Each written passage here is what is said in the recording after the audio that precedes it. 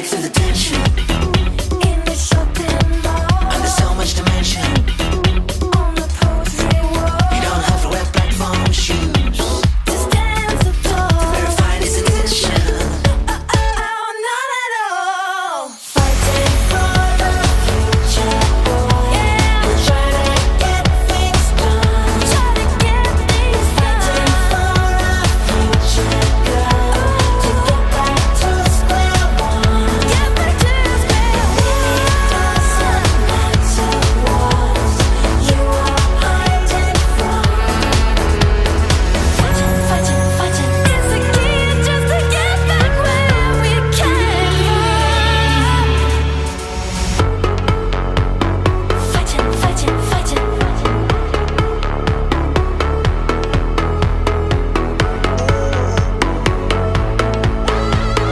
Doing this together is the key just to get back where we came from.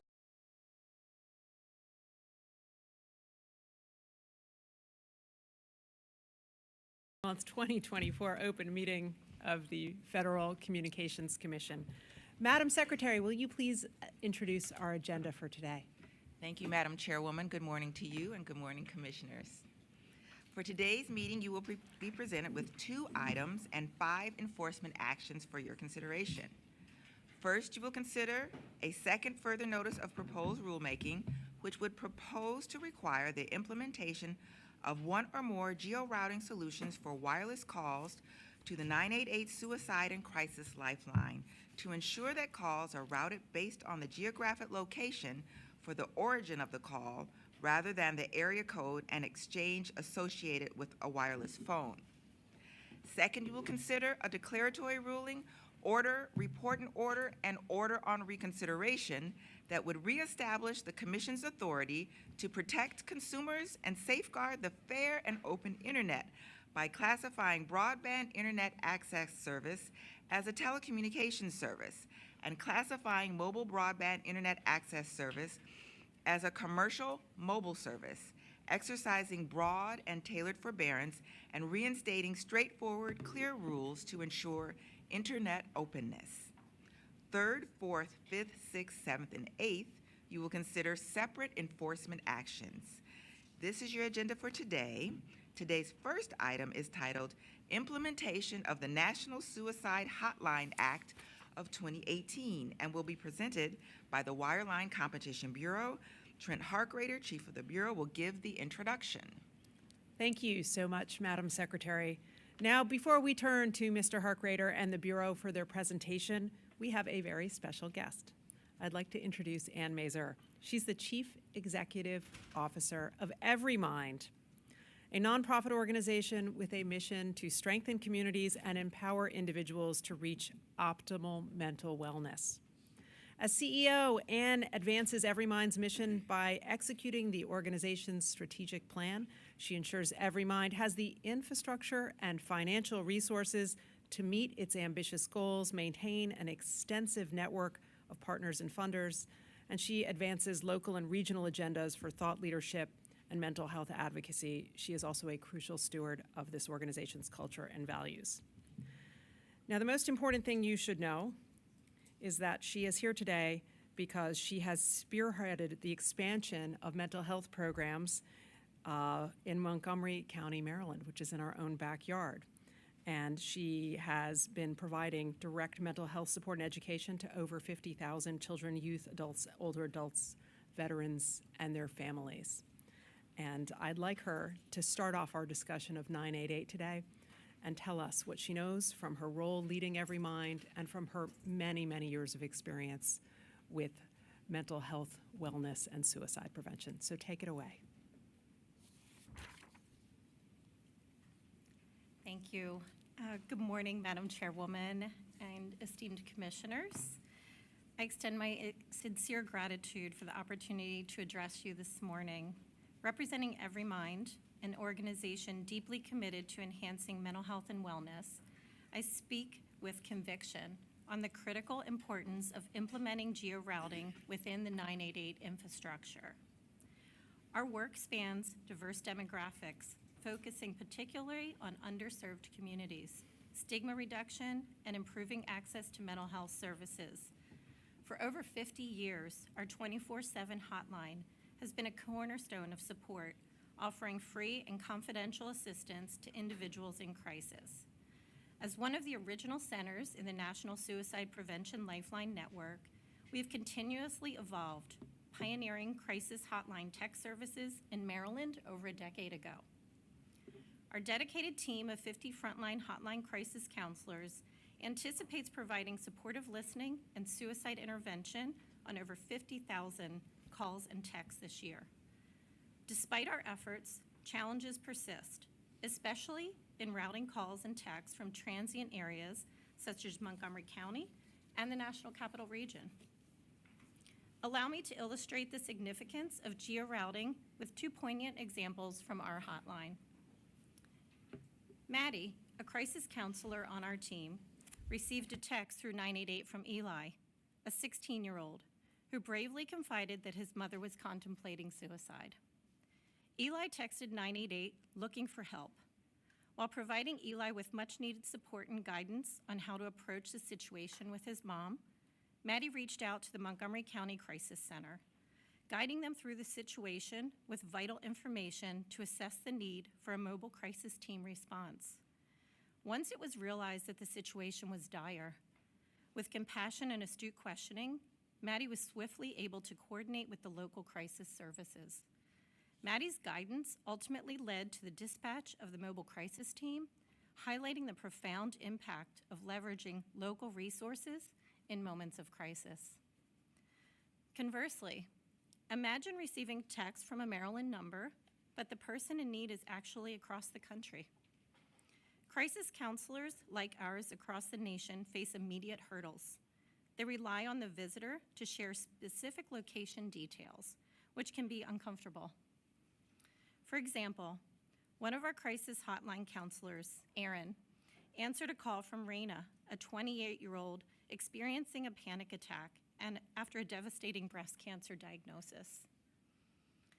Despite her Maryland area code, Raina is now living in Utah and was calling from a parking lot, unable to afford her medical bills. Aaron, unfamiliar with Utah services, focused on validating Raina's feelings and ensuring her safety for the rest of the afternoon. Our counselor, Aaron, knows the services to help connect people facing trauma, isolation, and in need of social emotional support in Maryland, but not in Utah. Aaron's options to provide support to Raina become more limited and more uncertain. The absence of geo-routing limited Aaron's ability to provide tailored support, underscoring the urgent need for a more effective system. How many people have a different area code from where they reside? I do, right? Nowhere is this more evident than in Washington, D.C. area, where the Pew Research Center estimates that 55% of residents with a cell phone have a number from outside the district. According to the Census Bureau, approximately 36 million Americans move residence every year, yet they rarely change their cell phone number. Geo-routing offers a viable solution to these pressing challenges. By directing calls and texts to the nearest crisis center while safeguarding confidentiality, geo-routing ensures swift access to support during moments of crisis.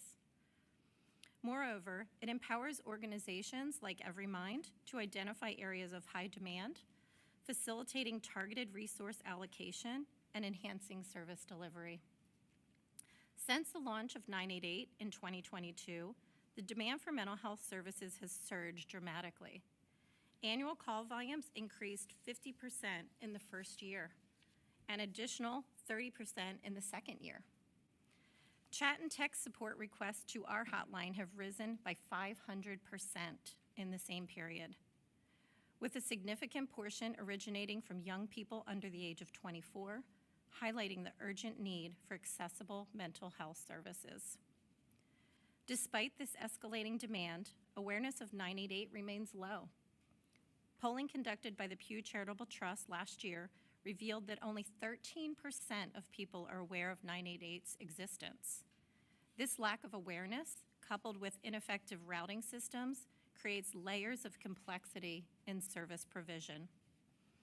As one of Maryland's 9 crisis call centers for the 988 Suicide and Crisis Lifeline, Every Mind is at the forefront of providing vital support to those in need. Our unwavering commitment to mental health advocacy compels us to wholeheartedly endorse the implementation of geo-routing within the 988 infrastructures. In conclusion, I urge the Commission to approve this proposal on geo-routing to ensure equitable access to timely, local mental health support and crisis services, to ensure that every caller and texter can receive the same high-quality, effective, and life-saving services that Eli and his mother did. Together, we can save countless lives. Thank you for your attention and dedication to this critical issue. Thank you. Thank you so much, Anne, for your words today and for setting the stage, describing how important what we are about to embark on it really is. Really appreciate you being here. And with that, Trent Harkrader, our Chief of the Wireline Competition Bureau, and our Wireline Competition Bureau staff, let's proceed.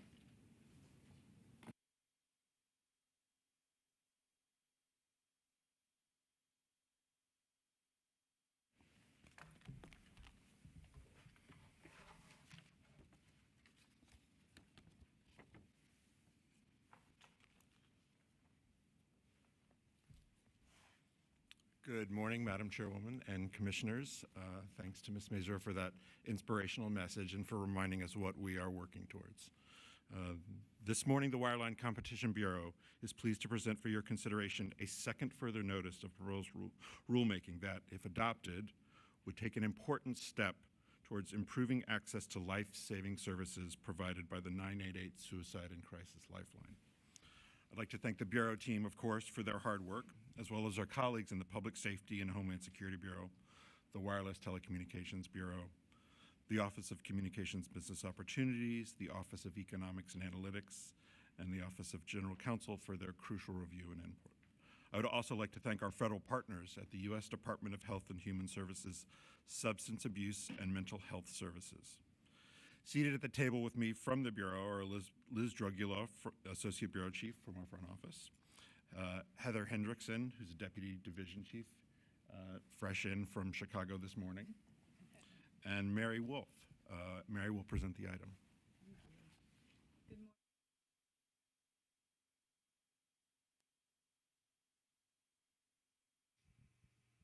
Thank you. The United States continues to face a suicide and mental health crisis. According to the Centers for Disease Control and Prevention, suicide was a leading cause of death in the United States in 2021, resulting in 48,000 deaths. The 988 Suicide and Crisis Lifeline provides critical life-saving services to people in suicidal crisis or emotional distress, and is a vital component of the nationwide response to this ongoing mental health crisis. Over the last several years, the Commission has acted to facilitate access to the 988 Lifeline's vital services by designating 988 as the 3-digit dialing number for callers to reach the Lifeline, and by requiring covered text providers to route text messages to 988 to the Lifeline. Since the nationwide transition to 988 in July 2022, the Lifeline has received and routed over 9.6 million calls, texts, and chats.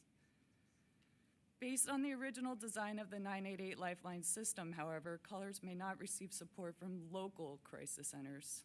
Approximately 80% of calls to the 988 Lifeline are made from wireless phones, and the system currently routes those calls to crisis centers based on a caller's area code and exchange, which presents challenges because many callers have wireless phones with area codes that do not match their physical locations. These discrepancies may also be more prevalent among certain groups, such as college students and service members. Mental health and crisis counselors have opined that connecting callers to local crisis centers is essential to ensure they have access to local public resources and public safety resources. Moreover, local crisis counselors may be more knowledgeable about unique community stressors and other regional, cultural, and economic factors impacting callers in distress. This has highlighted a need to improve the routing of wireless calls to the 988 lifeline so callers are connected to crisis centers based on the caller's location through a process known as geo-routing. Geo-routing refers to technical solutions for directing calls based on a geographic location for the origin of the call without transmitting information about the caller's precise location. This second further notice of proposed rulemaking, if adopted, would continue the Commission's work to provide meaningful access to the 988 lifeline and build on the progress made by all stakeholders to date by proposing to adopt rules requiring wireless carriers to implement a geo-routing solution for calls to the 988 lifeline. The second further notice would also seek comment to obtain information necessary to thoroughly and transparently consider geo-routing solutions that could fall within the scope of that mandate and identify any remaining work to implement a geo-routing solution. Next, if adopted, the second further notice would seek comment on a variety of aspects related to implementing a geo-routing solution for the 988 lifeline, including technical specifications and limitations, required routing data and transmission methods, necessary infrastructure and system changes or upgrades, testing requirements, and timelines for deployment. The second further notice, if adopted, would also seek comment on routing challenges and any potential or needed geo-routing solutions for non-wireless calls and text to the 988 lifeline. Lastly, the second further notice, if adopted, would seek comment on the Commission's authority to adopt rules requiring wireless carriers to implement one or more geo-routing solutions for wireless calls to the 988 lifeline. The Bureau recommends adoption of the second further notice of proposed rulemaking and requests editorial privileges. Thank you. Thank you. We will now hear comments from the bench. We'll start with Commissioner Carr. Thanks so much. Thanks to the Bureau for your presentation on this. A year ago, when I was in Sioux Falls, South Dakota, I had the chance to visit the Helpline Center, which is an organization that provides mental and behavioral health services, and it answers over 100,000 calls to 988 a year. And that's where I had the chance to meet Janet, one of the Helpline's counselors. She's someone that makes a difference in people's lives every single day that she goes to work. The stories she told me were very similar to the ones that we heard Ann just relay about the communications between Maddie and Ellie.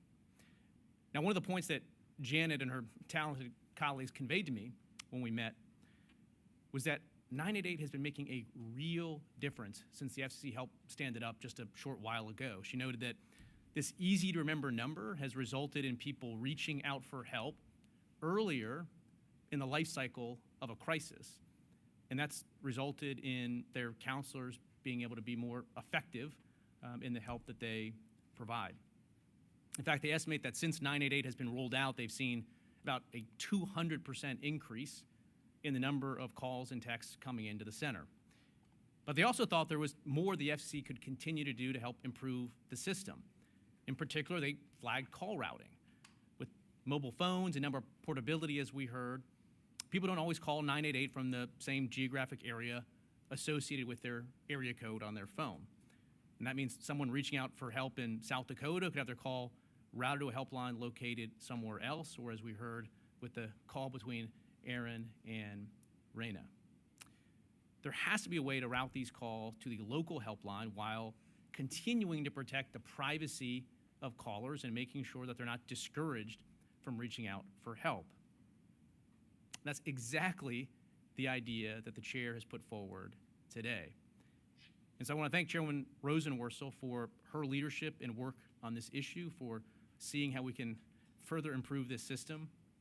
I want to recognize Senators Barrasso and Senator Lujan as well for their leadership in effort to advance the bipartisan 988 Lifeline Location Improvement Act.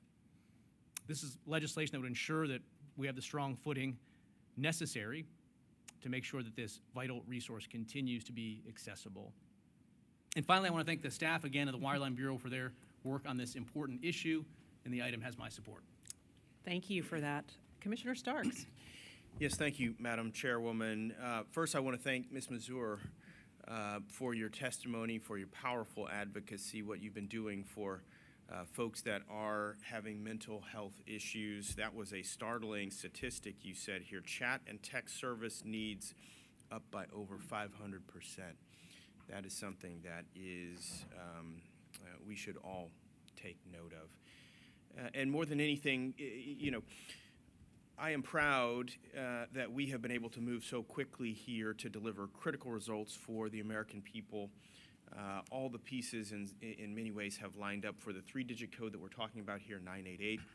Since the nationwide transition in July of 2022, the Lifeline has, as we heard, received and routed 9.6 million calls, texts, and chats. I would call that success, but as we've heard quite clearly, there is more room for us to do better, to continue to grow.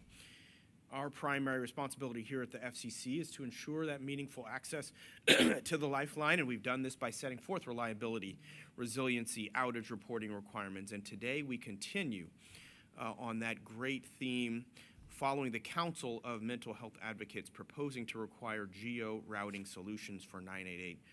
Currently, as we heard, when a caller dials 988, the call is routed to a crisis center. But where those majority of calls are made from a wireless phone, we do have that opportunity to make it even closer, even better, so that it performs. Mental health and crisis counseling experts have virtually unanimously advised that connecting callers in crisis to local crisis centers is vitally important. And so the Substance Abuse and Mental Health Services Administration, SAMHSA, the Lifeline Administrator, industry partners, we've all completed that successful proof of concept trial of the solution that we're talking about here for geo-routing. And this will continue to require cooperation between those carriers originating the calls, the Lifeline Administrator that controls. And obviously there's more need for us to get the word out, as we've heard, for folks that are experiencing this very critical issue. And so thank you to the chairwoman for leadership. Thank you to the hard work of the team here. It really deserves our full pride. It has my very full support. Thank you for that. Commissioner Symington. Thank you. So when I'm reflecting on area codes in my own family, there's a 305 number, a 312 number, a 267 number, and a 585 number within my immediate family under my roof. So for those of you who are, and then of course a 306 number for my family back home in Canada.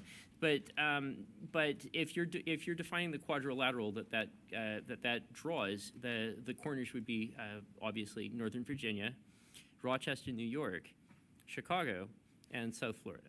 So, personally, I would appreciate being geolocated whenever there's any sort of a need for services like this. Obviously, we're just in a different era in terms of what it really means to provide services to people where they are. So I want to thank the team for their hard work on bringing this into the modern era.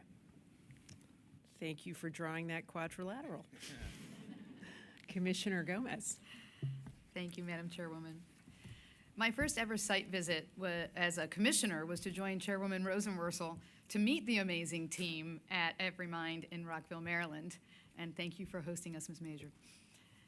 I walked away that day with a fuller appreciation for the importance of making the 988 Lifeline available to the public and gratitude for the hundreds of volunteer centers and staff that provide support to callers across the country. As the 988 Lifeline has become available, we have learned about ways to improve support for callers, and today we take steps towards such an improvement. Doing everything we can to ensure that individuals experiencing a crisis can receive the support they need saves lives and is simply good policy. I look forward to seeing the record develop with solutions and ideas about how we can implement this next important step. And thank you to the staff of the Wireline Bureau for your valuable work on this item. Thank you, commissioners. As you've heard, not far from us here at the Federal Communications Commission, in a nondescript, low-slung building in Montgomery County, Maryland, is an organization called EveryMind. They are one of over 200 call centers across the country that respond when people dial 988, the Suicide and Crisis Lifeline.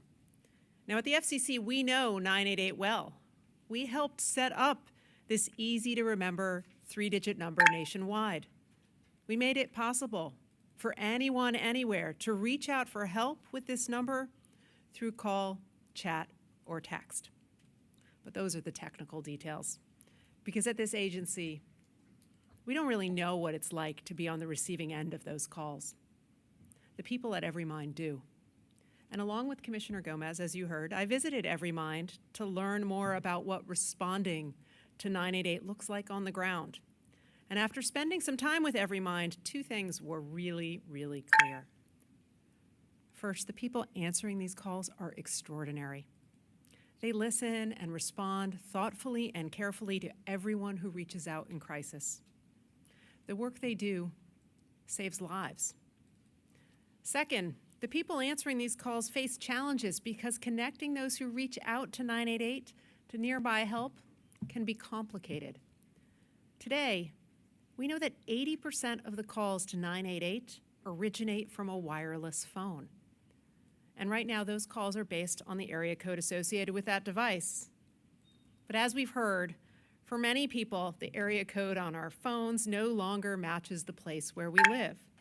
That means if you have a phone number from Maryland, but you move to California and you dial 988, you would still be routed to a call center in Maryland, like Everymind.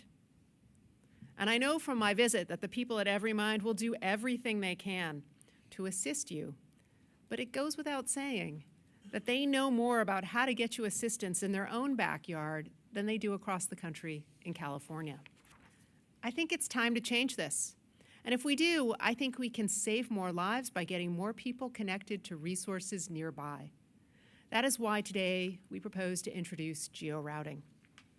When geo-routing is used, wireless calls to 988 are routed to call centers based on the nearby towers that wireless calls use to connect. This provides a more accurate picture of a caller's true location while still protecting their privacy. More importantly, geo-routing means those responding to 988 inquiries have a lot more knowledge of local resources and are better equipped to assist the caller with getting the help they need. Now, on this front, I want to point out that we are already on the right track. Last year, I wrote to the nationwide wireless providers, urging them to begin work on geo-routing. So I really want to thank them for the headway they've already made to date with development, testing, and trials. I also want to make clear that for geo-routing to work with 988 across the country, the Department of Health and Human Services and its administrator of the 988 Suicide and Crisis Lifeline is going to have to incorporate the solutions we are proposing here directly into its process. This is vital. We stand ready to assist because as we develop these technical solutions, we know we benefit from having experts in mental health work with us every step of the way. I also want to thank Representative Cardenas, Senator Padilla, Senator Tillis, and Secretary Becerra for joining me last month when I first publicly introduced the idea of requiring geo-routing for 988. I also want to thank the counselors of Everymind and Ann Mazur, who leads their efforts, for being here today, for the gracious way they open their doors to us, and for the services they provide to people in the community. They are heroes in our own backyard. In addition, I want to thank the staff responsible for this rulemaking, including Callie Croker, Elizabeth Drugula, Trent Harkrader, Heather Hendrickson, Jody May, Kiara Ortiz, Christy Schumann, and Mary Wolf from the Wireline Competition Bureau. Brenda Boykin, Ken Carlberg, John Evanoff, David Firth, Austin Randazzo, Rasul Safavian, and Rachel Ware from the Public Safety and Homeland Security Bureau. Thomas Derenge, Garnet Hanley, Eli Johnson, Roger Noel, Susanna Larson, and John Lockwood from the Wireless Telecommunications Bureau, Terry Kavanaugh, Richard Mallon, Erica Olson, David Sanzel, and Shin Yu from the Office of General Counsel.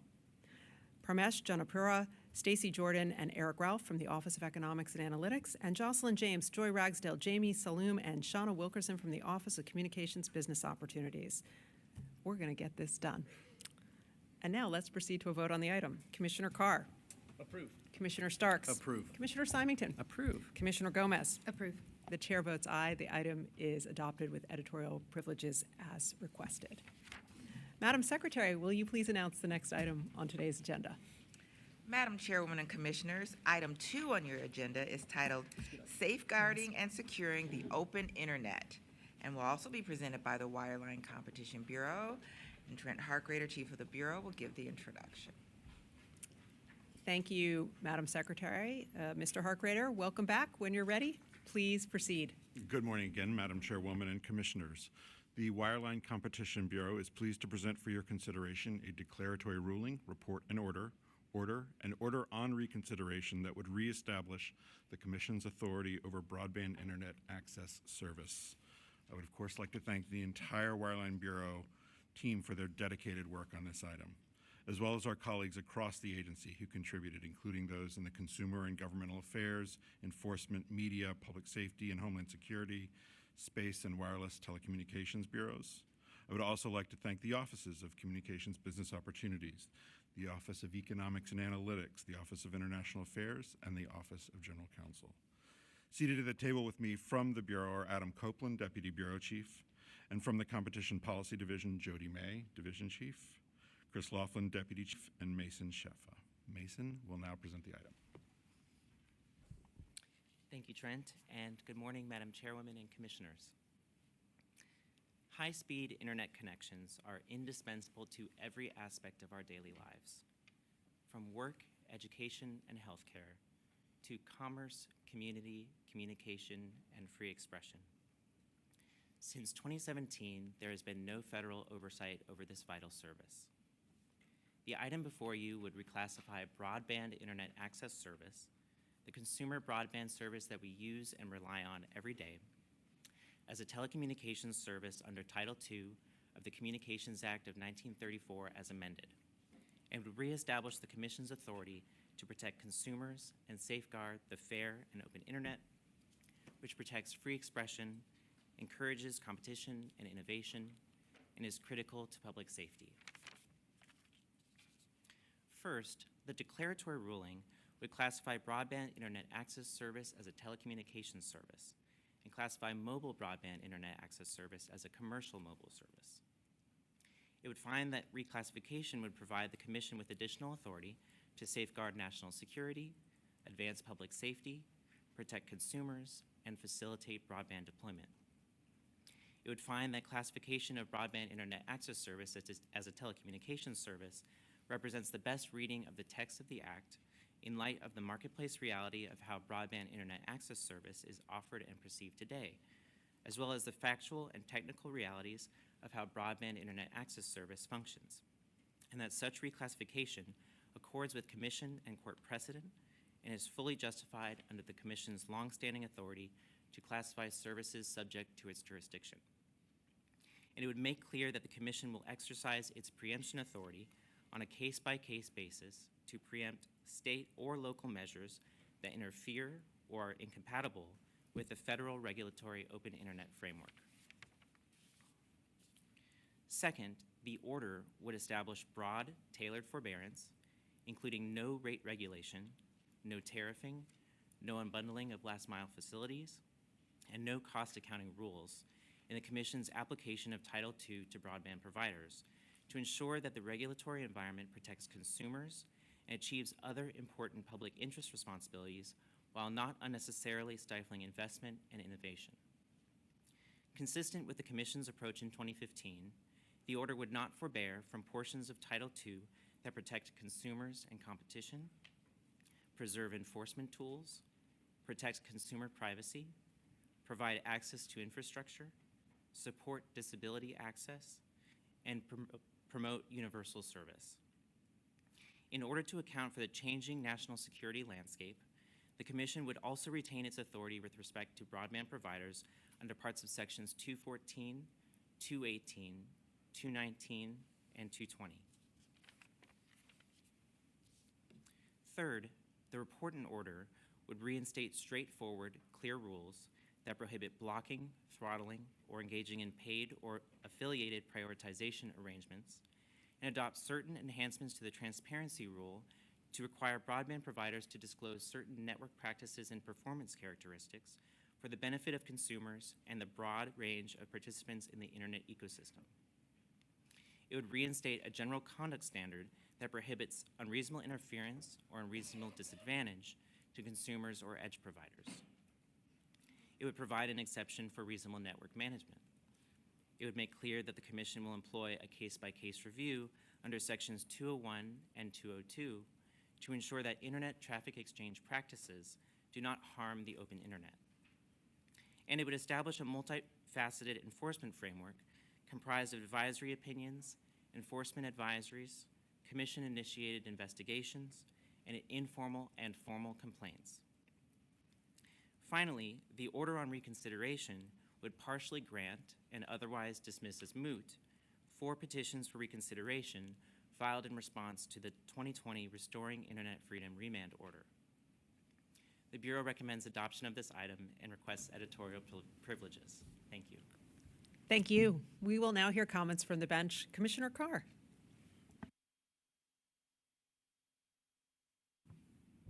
The internet in America has thrived in the absence of 1930s command and control regulation by the government. Indeed, bipartisan consensus emerged early on that the government should not regulate the internet like Ma Bell's copper line telephone monopoly. In the Telecom Act of 1996, a Republican Congress and a Democrat president came together and agreed to preserve the vibrant and competitive free market that presently exists for the internet, unfettered by federal or state regulation.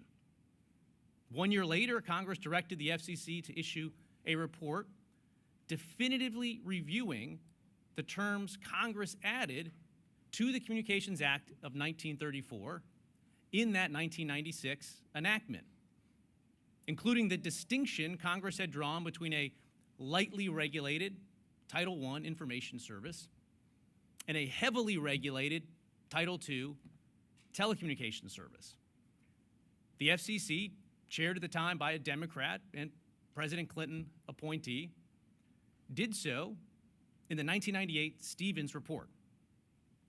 The FCC Stevens Report determined that internet access is a Title I information service under the statute. For decades, that bipartisan position held. It held through the remainder of the Clinton administration. It held through all 8 years of the Bush administration. And it held through the first 6 years of the Obama administration. Every FCC chair across those nearly 20 years, Republican and Democrat alike, repeatedly affirmed that broadband remained a Title I information service. The FCC did so again and again and again and again. Indeed, while activists on the political fringe lobbied for years to persuade the FCC to change course and regulate the internet as a public utility under Title II, the FCC never wavered, not once.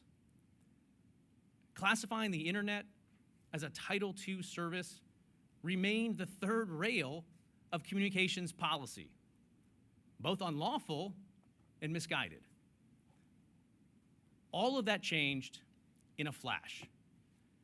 In fact, the years of bipartisan consensus vanished over the course of just 117 seconds. On November 10th, 2014, President Obama published a YouTube video calling on the FCC to label broadband a Title II telecom service for the first time and to oppose sweeping new government controls on the internet in the name of net neutrality. President Obama's 1 minute and 57-second video was the culmination of an unprecedented and coordinated campaign by the executive branch to pressure an independent agency into grabbing power that the legislative branch never said it had delegated. Indeed, on the very same morning that President Obama released his video calling for Title II, activists showed up at the home of the FCC chairman and used their bodies to blockade his driveway, demanding that he classify the internet as a Title II service. They returned to his home again that very same night. Chairman Wheeler would later testify and write an email suggesting that he believed that those activists that showed up at his home did not act independently from the White House.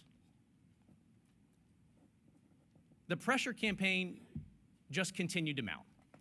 Just weeks later, Title II activists rushed the dais during the FCC monthly commission meeting, obstructing an official proceeding, and unfurled a Reclassify Now banner behind the heads of FCC commissioners before security intervened.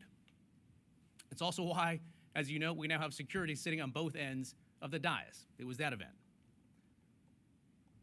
And just days before President Obama released his Title II video, Jeff Zients, who serves today as President Biden's chief of staff, but was serving then as President Obama's director of the National Economic Council, took the unprecedented step of visiting the FCC chairman in his FCC office, the house call, if you will, so that he could deliver a message to the FCC chairman about President Obama's upcoming announcement on Title II.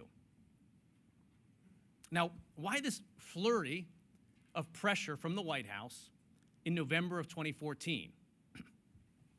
It's not just because people are coming off of a midterm election loss. As FCC emails show, the FCC chairman was just days away from circulating a draft decision to the commission that would have adopted net neutrality rules, but stopped short of going full Title II. The White House decided that it had to stop this FCC plan before the FCC chairman took it public. So it acted to derail the compromise path that the FCC chair had been trying to chart. The Wall Street Journal ran a deeply reported story on all of this titled Net Neutrality, how the White House thwarted the FCC chief. It describes, quote, an unusual, secretive effort inside the White House led by two aides acting like a parallel version of the FCC itself, end quote. Subsequently, internal FCC communications that were later obtained by Congress only confirmed and added additional concerning details to that reporting. Now, the legislative branch, they caught wind of the executive branch's power play. It did not sit idly by. The chief of staff to the then majority leader of the Senate, Harry Reid, wrote to the FCC chair. He said he'd spoken to the White House again and, quote, told them to back off Title II.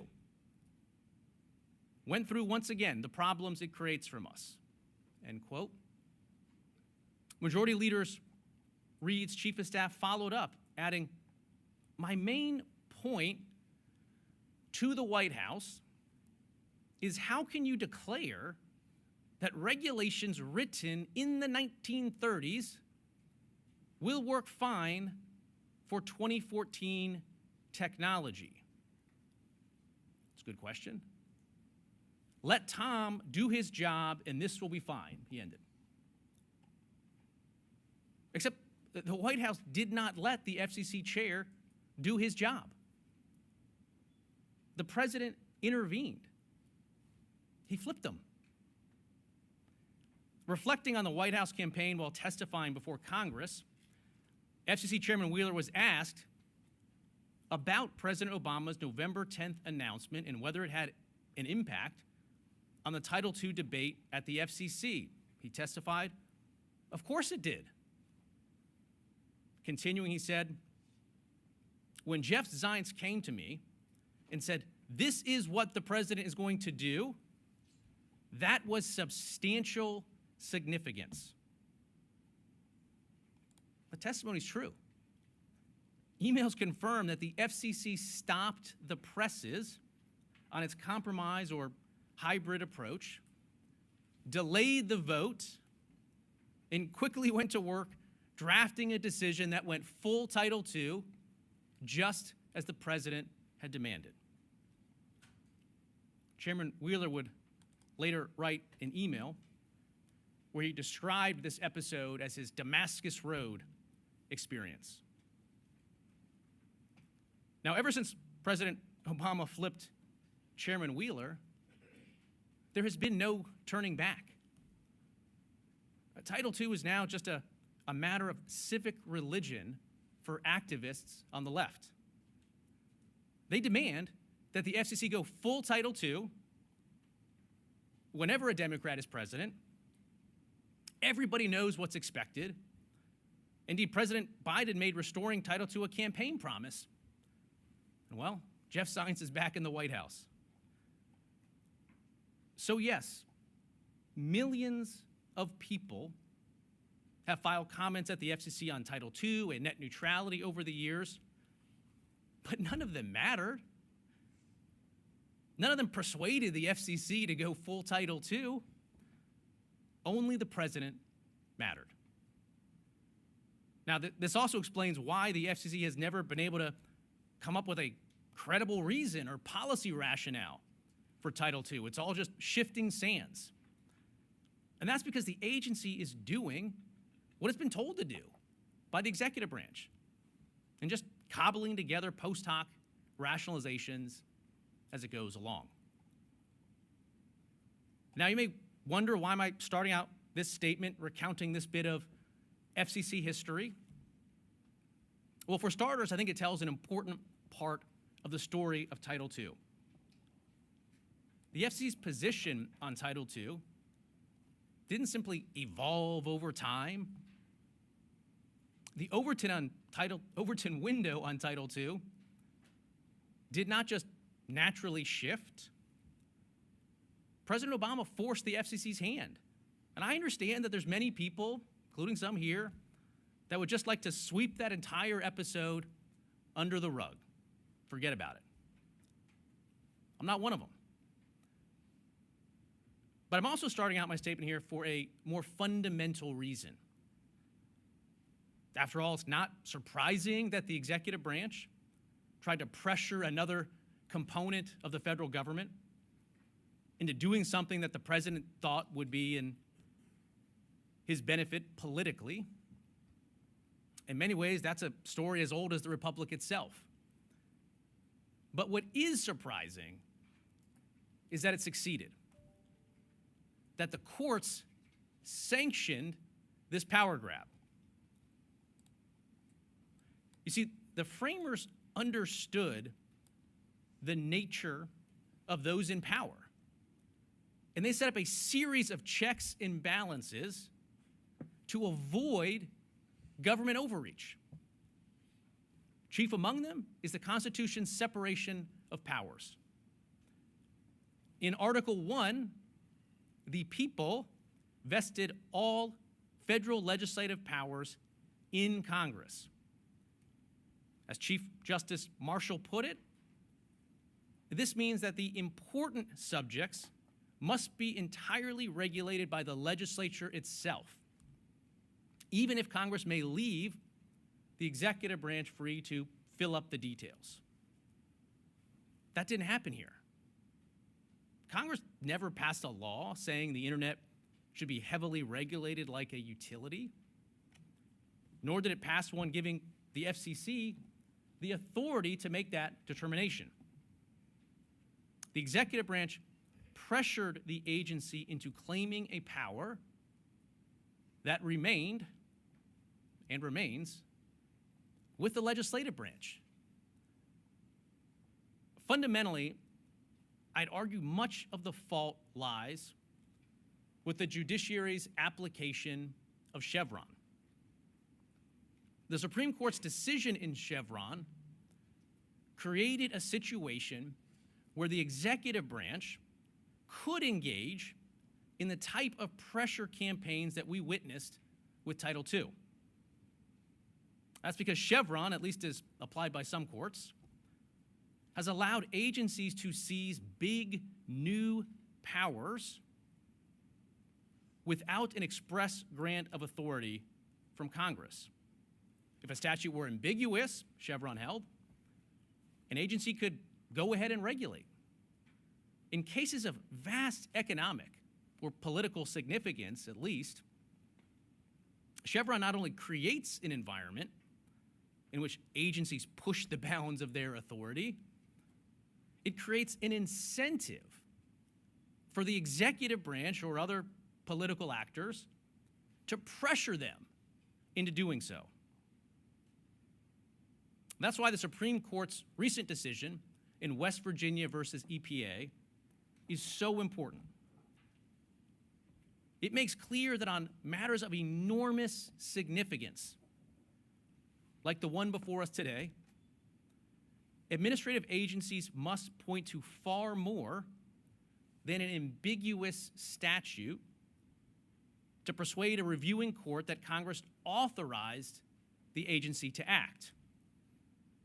After all, as a constitutional matter, Congress doesn't operate like a sieve, just inadvertently spilling grants of massive authorities.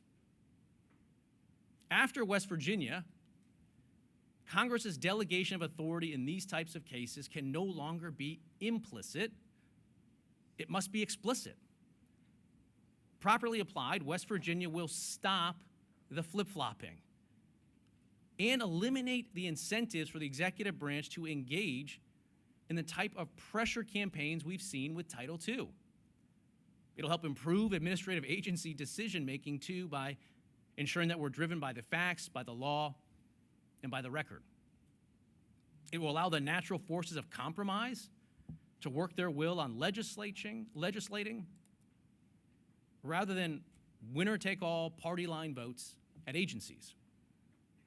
And it will ensure that the legislative power will remain with Congress unless and until the legislature decides to delegate them.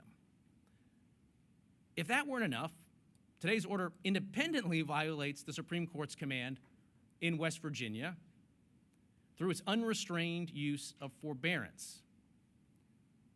Although the FCC may forbear from parts of Title II, the order indiscriminately applies that authority to fundamentally rewrite the 1996 Act by line item vetoing more than a dozen provisions central to Title II's legislative design. As multiple Supreme Court decisions confirm, that unrestrained application of forbearance is illegitimate. Indeed, just last year, the Supreme Court struck down the Biden administration's use of analogous waiver authority after the Education Department tried to use it to wipe away student debt. As a matter of statutory construction and implied delegation, the FCC is not presumed to have the sweeping power to refashion Title II into an entirely new legislative scheme by picking and choosing which parts to apply. The FCC's flip-flopping also informs how seriously one should take the order's policy arguments. The FCC tries to dress up its latest power grab in a 400-plus page order that offers a laundry list of bogus justifications. Few of them rely on actual evidence. Virtually none point to a real problem. All fall apart under casual scrutiny. And it's not even clear to me the FCC believes the reasons it offers today for Title II. Today's order is not about net neutrality. When we abandoned Title II in 2017, proponents of greater government control flooded the zone with apocalyptic rhetoric. Media outlets and politicians alike mindlessly parroted their claims. They predicted the end of the internet as we know it, and that you'll get the internet one word at a time. Consumers would have to pay for each website they wanted to reach. None of that happened. Americans were subjected to one of the greatest hoaxes in regulatory history. Nor is today's order about preventing internet gatekeepers from squashing innovation and free expression. Again, check the receipts. After 2017, it wasn't the ISPs that abused their positions in the internet ecosystem. It was not the ISPs that blocked links to the New York Post's Hunter Biden laptop story. Old Twitter did that. It wasn't the ISPs that just one day after lobbying this FCC on this order blocked all posts from a newspaper and removed links to the outlet after it published a critical article. Facebook did that. It wasn't the ISPs that earlier this month blocked links to a California-based news organization from showing up in search results to protest a state law. Google did that. And it wasn't the ISPs that blocked Beeper Mini, an app that enabled interoperability between iOS and Android messaging. Apple did that. Since 2017, we've learned that the real abusers of gatekeeper power were not ISPs operating at the physical layer, but big tech companies at the applications layer. Perversely, today's order makes big tech behemoths even stronger than before. And today's order is not about correcting a market failure. Broadband access is more vibrant and competitive than ever, no matter how you slice the reams of data. Americans benefited from lower prices, faster speeds, broader coverage, increased competition, and accelerated internet builds.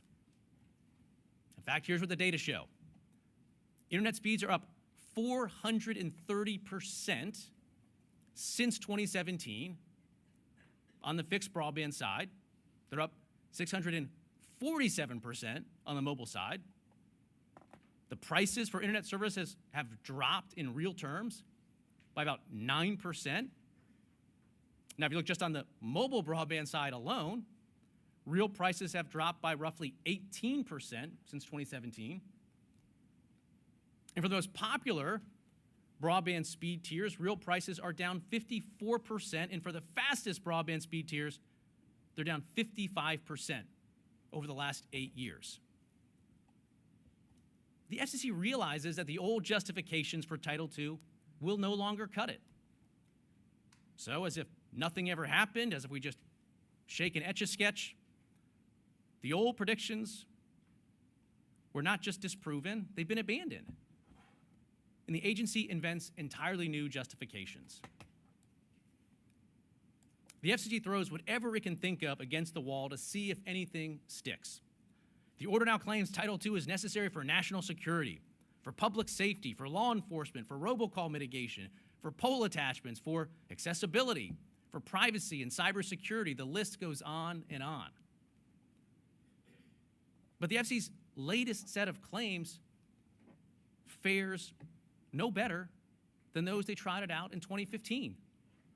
They're simply new pretexts to justify an old power grab. Take national security. The FCC has identified no gap in national security that Title II would fill. Rather, the record makes clear that Congress has already empowered agencies with national security expertise, including Department of Homeland Security, Department of Justice, Commerce, and Treasury, to address these issues in the communications sector. Indeed, the Biden administration's own filing in this proceeding confirms national security agencies already have and, quote, exercise substantial authorities with respect to the information and communications sectors. In particular, the Biden administration already has the authority to prohibit entities controlled by the CCP from operating in the U.S. today. Indeed, the Commerce Department codified one such set of authorities back in 2021. So Title II is not necessary to fill any gap in authority. Indeed, as to those specific CCP-aligned companies mentioned in the FCC's order, the FCC's own database of ISPs shows that they're not offering anything that would qualify as broadband service today, subject to Title II, even after reclassification. Or take consumer privacy. The FTC already regulates ISPs and their privacy practices. Indeed, at this very moment, broadband consumers benefit from the same set of federal privacy rules that protect consumers across the economy. But those federal rules go away with respect to broadband when the FCC votes here for Title II. That's because by law, the FTC loses 100% of its authority over any service that's regulated by the FCC under Title II. In turn, the FCC's Title II decision would leave broadband consumers with no federal privacy rules to protect them, because Congress prohibited the FCC from applying its own privacy rules, or any substantially similar ones, to ISPs back in 2017. While the FCC claims that there'd still be some residual Section 222 statutory privacy protections that could apply to ISPs, I think that assertion is dubious at best, given the 2017 law. So far from filling a gap in consumer privacy rules, an FCC decision to apply Title II to broadband would create one. Or take cybersecurity. Once again, the agency makes no serious attempt to argue that Title II is necessary to promote cybersecurity. For one, Congress and executive branch agencies have already formulated a comprehensive cybersecurity regime that's solidly grounded in existing law. That effort is led not by the FCC, but by the Cybersecurity and Infrastructure Security Agency. Nothing in Title II gives the FCC any additional authorities when it comes to participating in the federal government's CISA-led process. For another, Title II doesn't authorize the FCC to adopt national cybersecurity standards. Indeed, even under the FCC's reading, Title II doesn't apply to the vast range of cyber targets like cloud providers and tech platforms, further undermining any claim that Title II is necessary for cybersecurity. Or take network resiliency and outage reporting. Here too, the FCC makes no coherent case for advancing Title II. For one, the FCC already collects outage reports, operational status, and restoration information from providers that offer broadband.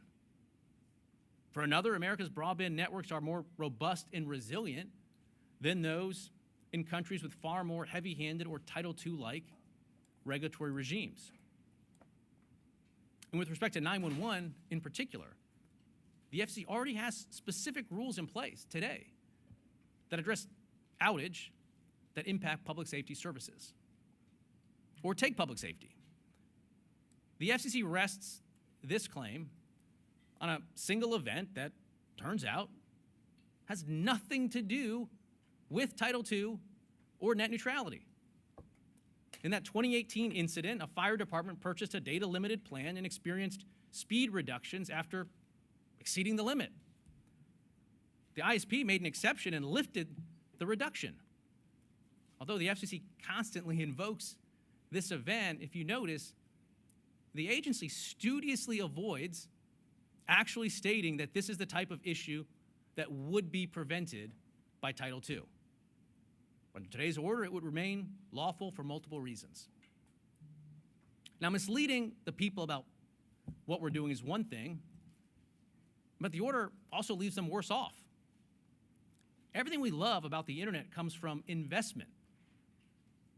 Our broadband networks are built on private capital.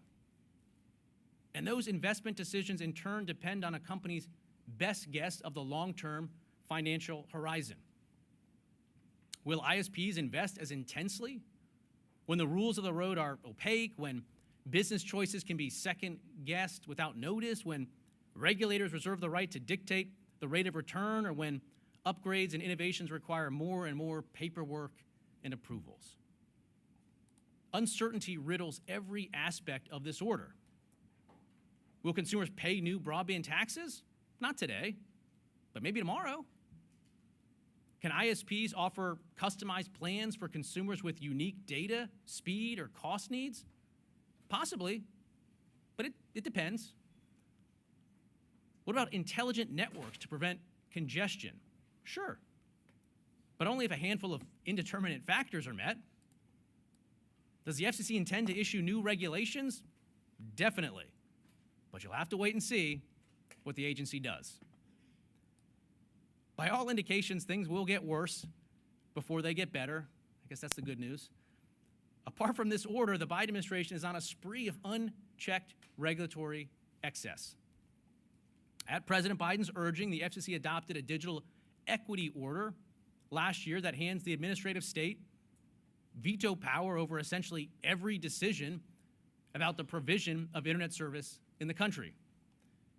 Elsewhere, the FCC's laser focused on nullifying private contracts, micromanaging advertising, dictating rates, blindsiding companies by enforcing legal expectations that aren't on the books, and stepping into the swim lanes traditionally occupied by other federal agencies.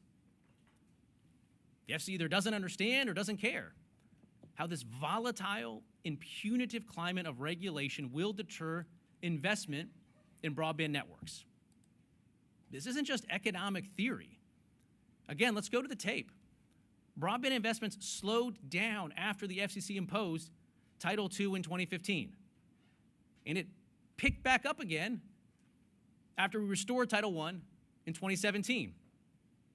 Or look at Europe, where regulators have long applied centralized, utility-style regulations to their continent's internet infrastructure. While America's economy, digital economy, is the envy of the world, sluggish European networks suffer from chronic underinvestment. Without greater investment, the Biden administration's own broader policy objectives fall apart. The administration wants ISPs to opt into federal support programs like BEAD so they can bring broadband to high-cost, unserved communities. But who will take that financial risk when an ISP's returns can be wiped away with the stroke of a bureaucrat pen? The administration has pushed ISPs to deploy O-RAN technologies to offer additional competitive options beyond dominant Chinese vendors. But who will invest in O-RAN when its core functionalities, virtualization and network slicing, might violate an amorphous rule against impairing or degrading traffic? While misrepresenting Title II's benefits, the order takes an ostrich-like approach to its documented harms. It's a textbook example of arbitrary and capricious agency action to reach a predetermined outcome. In the end, and thankfully I'm coming to the end here, although you'll have to wait, there's a barn burner of multiple additional pages in the written dissent to follow, I remain optimistic. I'm confident that we will right the ship, and I'm certain that the courts will overturn this unlawful power grab. For now, though, I dissent, and my full written statement will follow. Thanks. Thank you so much. Commissioner Starks. Thank you, Madam Chairwoman. Today, we take the important and necessary step to give control of the internet back to those who deserve it. That is, namely, consumers. That is what today's item is really about, and some, no doubt, will claim that this is all a scheme for the government to control the internet. But let's be real.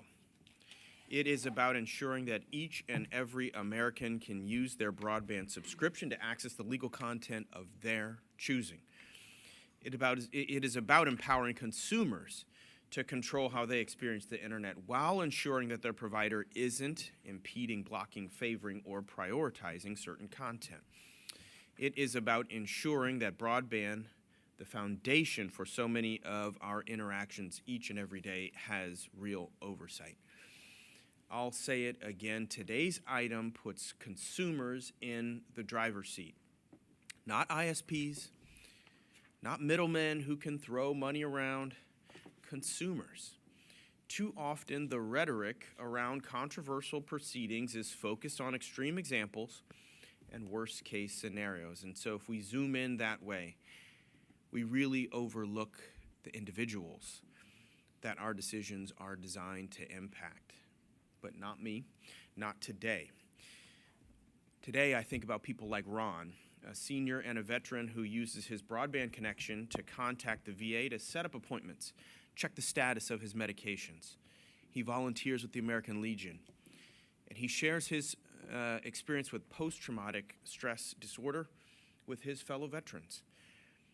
Broadband gives him the opportunity to share his story with others near and far. It gives him the power to choose how to connect and with whom. Or consider Miss Anna, the leader of the Bethel Native Corporation. She graciously welcomed me into her home in Bethel, Alaska, with a bowl of moose chili last year. There are no major roads in Bethel. If you want to leave town, you do it in a boat or a plane. Yes, indeed. As we ate, Miss Anna told me about the exciting vision that she has shared with her community. New fiber deployments that would enable the community of 6,000, residents of even smaller villages along the Kuskokwim River to secure the necessities of modern life without having to leave the place that they call home. Employment through remote work, healthcare with telehealth visits, better education for their kids, the benefits of a free and open internet. Or I've talked with Paul, who says that broadband access for him is like air. He uses his broadband connection to stay in contact with long-separated relatives in Greece, and he told me that they cry each time they connect online. That's a powerful connection. It's inherent in our shared humanity, the need to connect. And the ability to facilitate those connections is one of the reasons I'm proud today of all, to serve as a Federal Communications Commissioner. But more importantly, I firmly believe it guides our actions here today, empowering consumers, setting the proper guardrails for providers, recognizing that network security is national security, and securing our networks so that they can meet the moment when public safety requires. I'll briefly highlight the issue of national security in this item. Broadband is, of course, in our homes, offices, powering our devices and supporting our infrastructure, and its security is essential. And today's effort clarifies our authority to help make sure that our broadband networks are safe in light of constant attacks against them. And more importantly, that there is oversight here. The threats against our networks are real.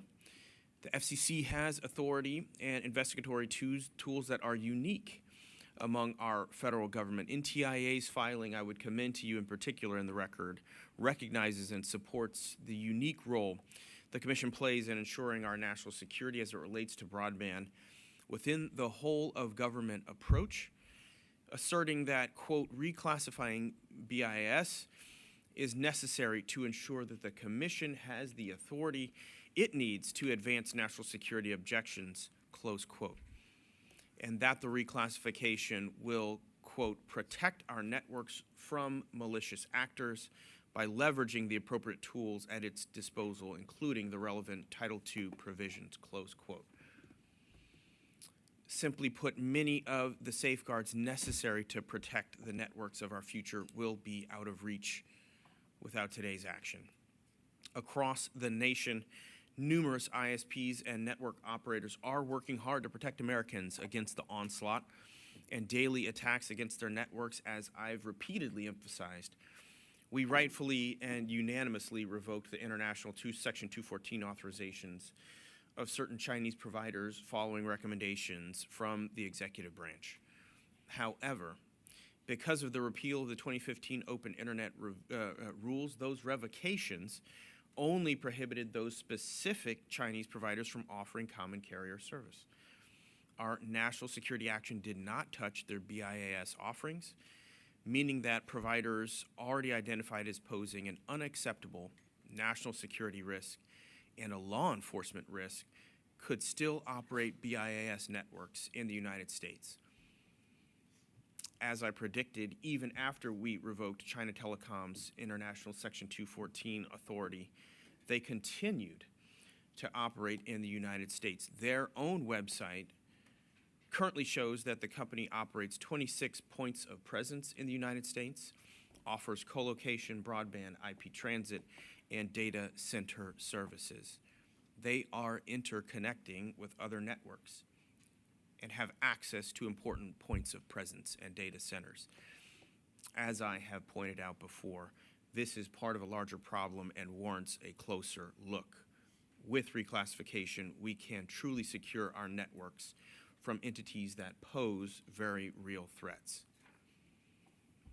A few additional highlights. I want to thank the chairwoman for working with me, with my office, to improve this item. 3 points in particular that I'll quickly tick through. I will have a longer statement for the record. I got that out earlier than you did, Commissioner Carr. First, the order makes clear that this item is not an effort to regulate rates. Let me repeat, I do not support rate regulation. Some have gone so far as to argue that any program or effort to ensure that ISPs provide an affordable broadband option constitutes rate regulation. I strongly and fundamentally disagree. The Affordable Connectivity Program is not a rate regulation program, full stop, nor are similar efforts to ensure that broadband is within the reach of low-income households. That leads me to say that I would be remiss if I did not take 20 seconds to say that this is the time, now is the moment for us to find a permanent funding mechanism for ACP. I continue to push for the ACP Extension Act, but remain open to other solutions to create a permanent funding mechanism for the 48 million households that struggle to subscribe to broadband due to the issue of affordability. The second point that I want to highlight, I'm glad the item now clarifies that our efforts to properly target nefarious actors within our domestic broadband networks will not have negative unintended consequences for global data flows and international interconnection agreements. Last, I appreciate working with the chairwoman's office to clarify our throttling rule to ensure that we avoid loopholes in our net neutrality framework. Now, I previously committed to taking a close look at the record in light of developments in administrative law. Doing so has left me even more convinced that Congress empowered us to proceed. Title II opponents continue to cling to the 2017 order's view that virtually any service that connects users to information amounts to a Title I service. This utterly capacious interpretation would read via telecommunications right out of the Act's definition of an information service. Taken to its logical conclusion, it would lead to the deregulation of basically every communication service, including traditional voice telephony, and undoing Congress's will in enacting Title II. In case you missed it, the Supreme Court has otherwise cautioned agencies against adopting expansive, unbounded definitions that would, in effect, lead to a regulatory sea change from the status quo. And I would also note that, ironically, Title II opponents believe Congress could not have acted with the clarity required under the major questions doctrine because the term telecommunications service is ambiguous under Brand X. This just does not hold up. Whether or not that term is ambiguous, our authority to apply it to services like broadband is clear as day, and that is what I believe matters here. More importantly, before a court could even reach that issue, it would need to conclude that this is, in fact, a major questions case. But those cases are reserved for only extraordinary cases. And this, I believe, does not come close to that. There is no unheralded power that we're purporting just now to discover in the annals of an old, dusty statute. We've been classifying communications for decades, and the 1996 Act expressly codified our ability to continue that practice. And with respect to the classification of this service in particular, years of litigation up to including Supreme Court review has resulted in multiple court decisions recognizing clearly our authority. And so with respect to an open internet requirement, in particular network neutrality, became the FCC policy almost 20 years ago, including under a Republican administration. And the exact framework we adopt today has already been road tested on appeal. So no matter how you try to look at this, it's just not an agency pushing the limits. I'm thankful that today broadband is no longer without oversight. Consumers will benefit in the end. This proceeding has been no doubt a monumental undertaking. Thank you to the chair. Thank you to the very hard work by the team, by the Bureau. I strongly approve. Thank you. Thank you. Commissioner Symington. Thank you. I dissent and I will publish my statement. Thanks. Appreciate that. Commissioner Gomez. Thank you. I might go a little longer. As of today, April 25, 2024, I have been a commissioner for 6 months. And in the past 7 months, I misspoke. In the past 7 months, I've had the privilege of meeting with stakeholders, industry, civil rights and public interest groups, and members of the public. I've met with advocates who support today's item, and I've met with advocates who don't. I've met with people across the country who emphasize just how necessary their broadband internet connection is to their everyday lives. I've heard from veterans and care providers that 80% of medical treatment for recovery requires a broadband connection. I've heard from parents, students, and teachers that a broadband connection is necessary to complete much of the homework assigned to students. I've heard from consumers the importance of a broadband connection to keeping in touch with friends and family, particularly to those who live abroad. I've received messages from parents who are concerned about losing their broadband connection and what that will do to their family and children's economic opportunity.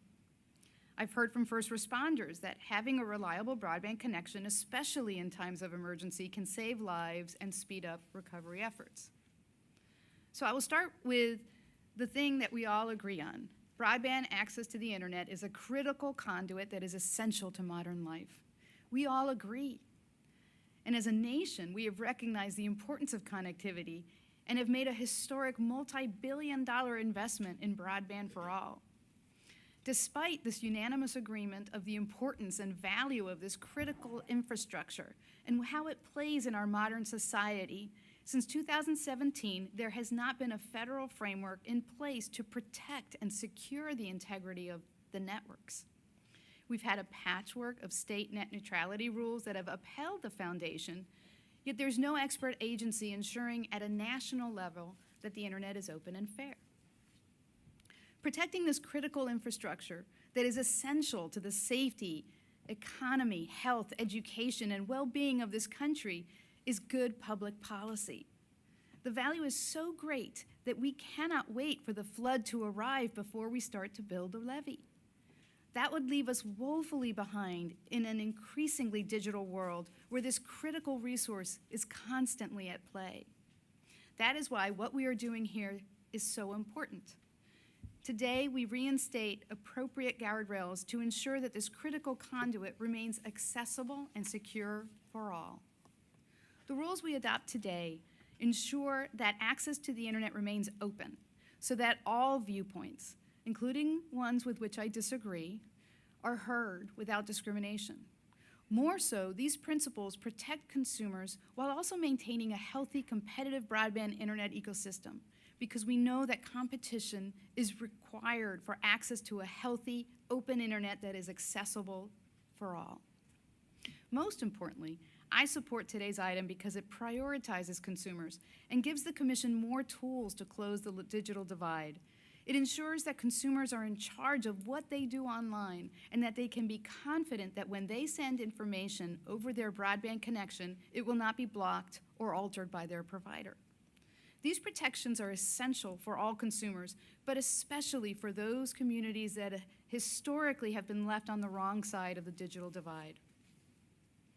Thank you to the many advocates, stakeholders, and members of the public who provided feedback and participated in this proceeding.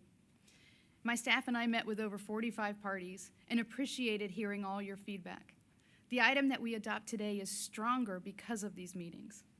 And thank you to the staff throughout the agency for their work on this item, and to the Wireline Competition Bureau for leading this effort. I will now share my remarks in Spanish. El acceso a Internet de banda ancha es una vía de comunicación de importancia fundamental, esencial para la vida moderna. Sin embargo, desde 2017, esta infraestructura de importancia clave carece de un marco normativo federal destinado a garantizar que siga siendo accesible y segura para todos. De ahí que la acción adoptada acá sea tan relevante. Hoy restablecemos un conjunto de normas dirigidas a resguardar y garantizar para todos la continuidad de acceso a esta vía de comunicación de importancia fundamental. Quiero ser muy clara sobre la acción que hoy tomamos. Estamos restableciendo reglas comparables a barreras de seguridad para salvaguardar y asegurar la infraestructura de banda ancha, para proteger a los consumidores y para garantizar que la Internet permanezca abierta y disponible para todos los proveedores y consumidores de contenido. Las reglas de neutralidad de la red cibernética garantizan la continuidad del amplio acceso a Internet, de modo que todos los puntos de vista, incluidos aquellos con los que no concuerdo, sean escuchados sin discriminación. Estas normas son importantes porque dan prioridad a los consumidores. Estamos restableciendo reglas que impiden el bloqueo, la restricción del flujo de datos y la prioridad por pago. Estas normas garantizarán que sean los consumidores quienes estén a cargo de su propia actividad en la red. Estas protecciones son esenciales para todos los consumidores, especialmente para aquellas comunidades que históricamente se han visto afectadas por la brecha digital. Now, Madam Chairwoman, I cede the remainder of my 33 minutes.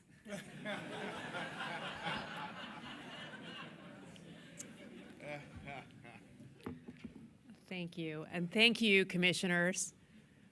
4 years ago, the pandemic changed life as we know it. We were told to stay home, hunker down, and live online. So much of work, school, and healthcare migrated to the internet.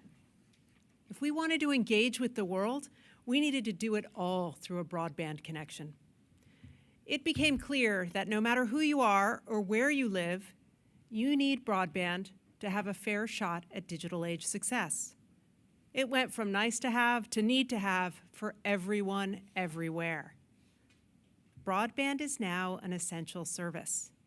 Essential services, the ones we count on in every aspect of modern life, have some basic oversight. So let's be clear about what we are doing today. This agency, the nation's leading communications authority, believes every consumer deserves internet access that is fast, open, and fair. That is why we determined that the Federal Communications Commission should be able to assist consumers and take action when it comes to the most important communications of our time, and that's broadband. This is common sense. But in a world where up is down and down is up, the last FCC threw this authority away and decided broadband needed no supervision. As a result, it tossed out net neutrality policies grounded in Title II of the Communications Act that have deep origins in communications law and history. These net neutrality policies ensured you can go where you want and do what you want online without your broadband provider making choices for you. They make clear your broadband provider should not have the right to block websites, slow services, or censor online content. These policies were court-tested and approved. They were wildly popular. In fact, studies show that 80% of the public support the FCC's net neutrality policies and opposed their repeal. Now for a plot twist. After the last FCC took away these policies, despite this broad public outcry, a curious thing happened. When Washington stepped out, California rode in with its own open internet regime. Other states too. All in all, nearly a dozen put net neutrality rules into state law, executive orders, and contracting policies. So in effect, we have net neutrality policies that providers are abiding by right now across this country. They're just coming from Sacramento and places like it. I think in a modern digital economy, we should have a national net neutrality policy and make clear the nation's expert on communications has the ability to act when it comes to broadband. This is good for consumers, good for public safety, and good for national security. And that is why we are taking this action under Title II of the Communications Act today. So let's start with consumers. They spoke out in droves when this agency repealed net neutrality. They jammed our inboxes, overwhelmed our online comment system, and clogged our phone lines. They clamored to get net neutrality back. In the intervening year, thousands of consumers write us month after month seeking to have this agency help them navigate issues with their broadband service. Yet as a result of the last FCC throwing these policies out and backing away from broadband, we can only take action when they have issues with their long-distance voice service. There is nothing modern about that. Consumers have made clear to us they do not want their broadband provider cutting sweetheart deals with fast lanes for some services and slow lanes for others. They do not want their providers engaging in blocking, throttling, or paid prioritization.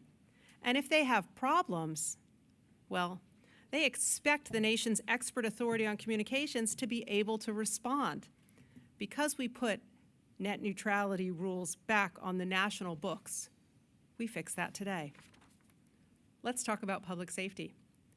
When there is a network outage, all eyes turn to the FCC. But because the last FCC backed away from basic broadband oversight, the agency has only been able to gather outage data when long-distance voice service fails, but it cannot do the same for broadband. In a modern digital economy, it's crazy that we cannot collect mandatory data about broadband outages because it makes it harder to identify patterns of internet failure, fix them when they occur, and put in place policies to make sure our networks are more resilient across the board. The importance of public safety and broadband was driven home to me earlier this month when I visited the Santa Clara County Fire Department. Dressed in uniform, the firefighters told me how when they were responding to an emergency, they discovered that the internet connection in one of their command vehicles was being throttled, compromising their ability to keep connected and fight fires. They want net neutrality rules back. And they could not fathom that the last FCC gave up the ability to even investigate what happened, let alone help them or any other consumer having problems with their broadband connection. They're right, and we fix it today. Let's talk about national security.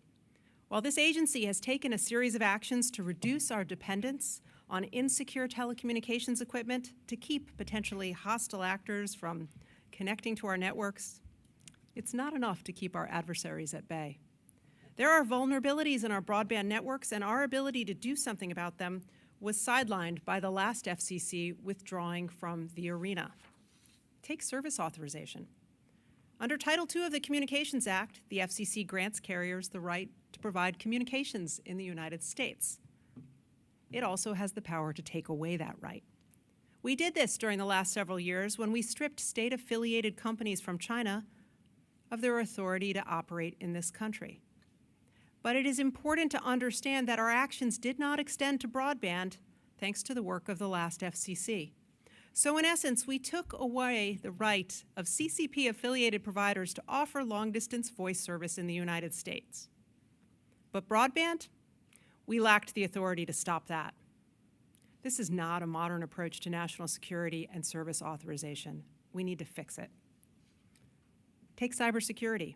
Our national security authorities are on record detailing how state-affiliated Chinese carriers and others have exploited insecure internet routing protocols to hijack internet traffic. When we were asked to do something about it, thanks to the last FCC stepping out of the broadband fray, the best we could offer was a forum here in the commission meeting room. I don't think that deters our adversaries. We need to fix this. Take security issues with data centers. When the FCC chose to leave broadband outside of its purview, it left interconnection rights without any basic oversight. That means the agency has nothing to say about broadband providers in the United States interconnecting with data centers controlled by CCP-affiliated companies. Again, this needs a fix.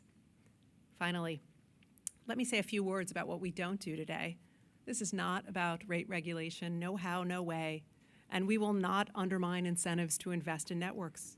In fact, broadband investment was higher when net neutrality rules were in place than after they were repealed.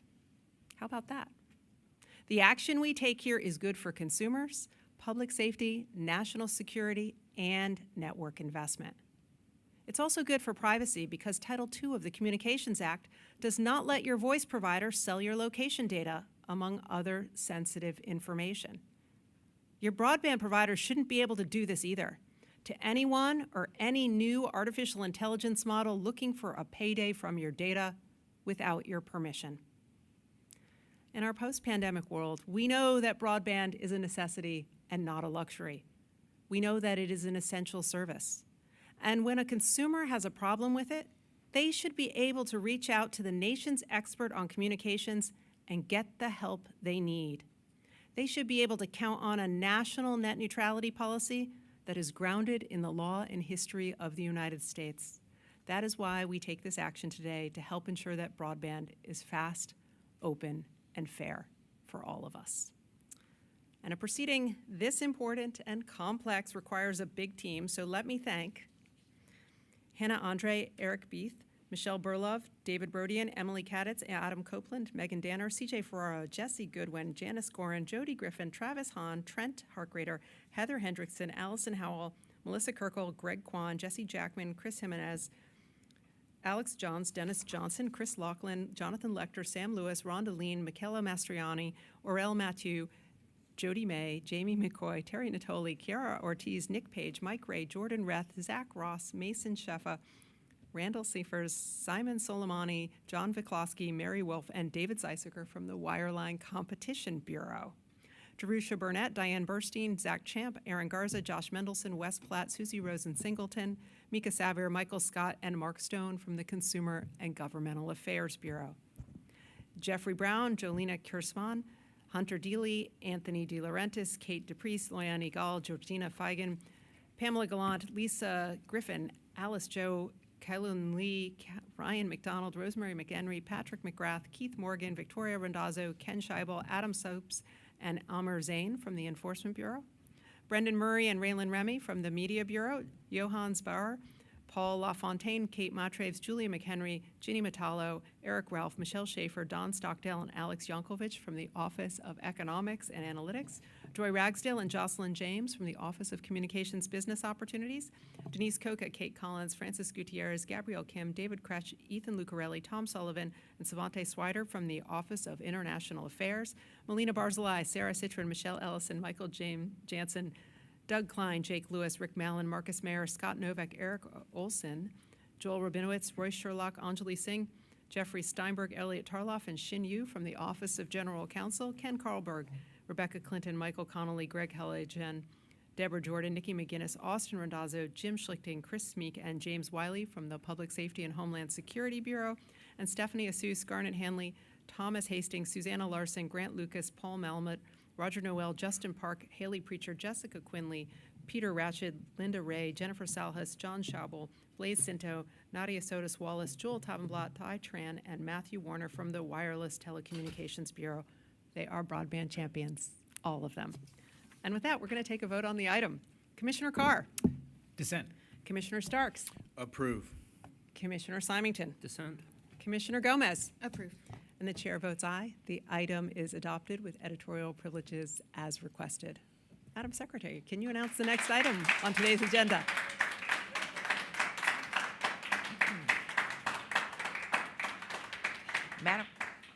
Madam Chairwoman and Commissioners, items 3, 4, 5, 6, 7, and 8 on your agenda are enforcement actions and will be presented by the Enforcement Bureau.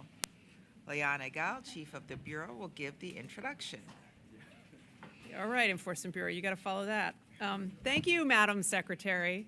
Because these items are enforcement actions, we are going to switch the order up just a bit, as the Commission has done in the past, in past cases that involve similar presentations at an open meeting. As with all open meeting items, the Bureau circulated these to every commissioner's office at least 3 weeks ago. But there is a long-standing practice at the agency that we do not publicly disclose parties of enforcement matters unless and until the Commission decides to take action. For these types of items, that means the agency formally votes on the item, then here's a brief presentation from the Bureau before proceeding to any statements that commissioners may have. This process ensures that these sensitive matters will not be publicly disclosed until the FCC has voted to take action, and we're going to follow that precedent here. So we will now proceed to a vote on these enforcement actions. We will start with item 3. Commissioner Carr. Approve. Commissioner Starks. Approve. Commissioner Symington. Approve. Commissioner Gomez. Approve.